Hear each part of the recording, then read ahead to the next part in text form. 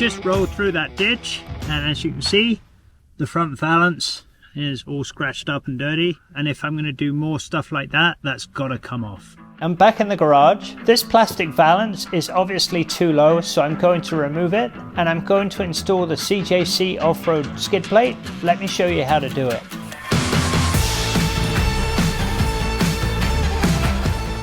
To remove the front valance, you're going to need a 10mm wrench, a 10mm socket and ratchet, a flat bladed screwdriver, and a pry tool. We're going to start off by removing these 10mm nuts, which hold the valance on all the way around the bottom of the bumper.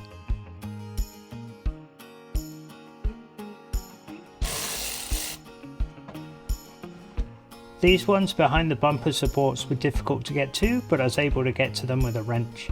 Once you have all 14 nuts removed, there are 2 clips that you need to remove by the bumper support using a flat bladed screwdriver.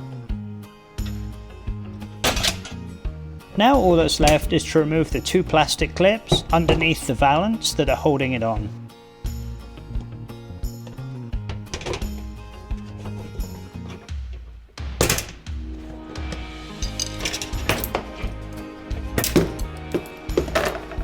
Now I'm going to remove this bumper support so I don't need it anymore.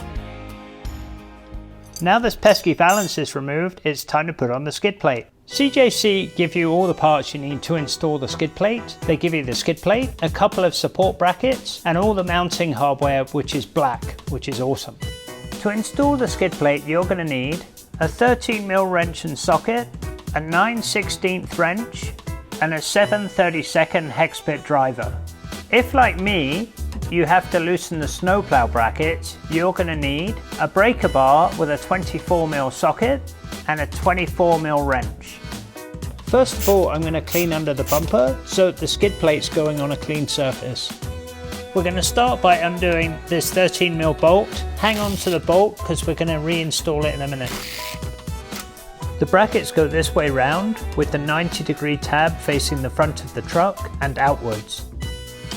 Now I'm going to install the bracket using the factory bolt. I'm not going to tighten it up too tight so I can move the bracket around to adjust it.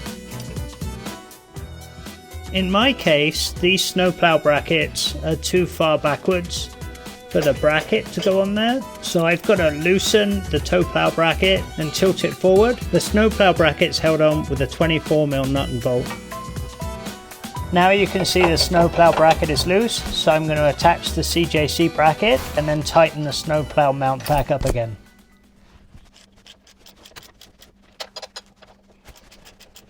As I know I'm not very good at eyeballing things, I'm going to mark the center of the skid plate and center that on the truck. Install the skid plate to the brackets with the provided hardware.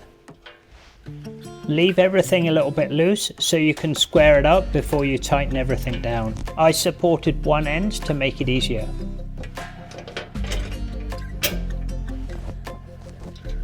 I've set a plumb line and I'm going to use that to center the bracket. Once you're happy that the skid plate is centered, tighten all of the nuts up.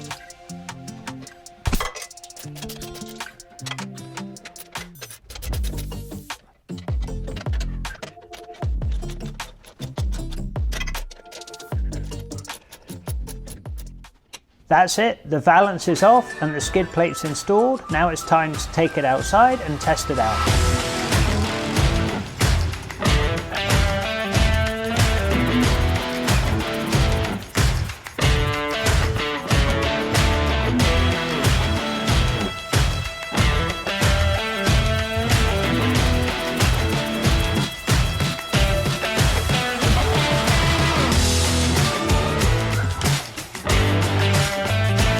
I took the Power Wagon out today and drove it down some pretty steep ditches.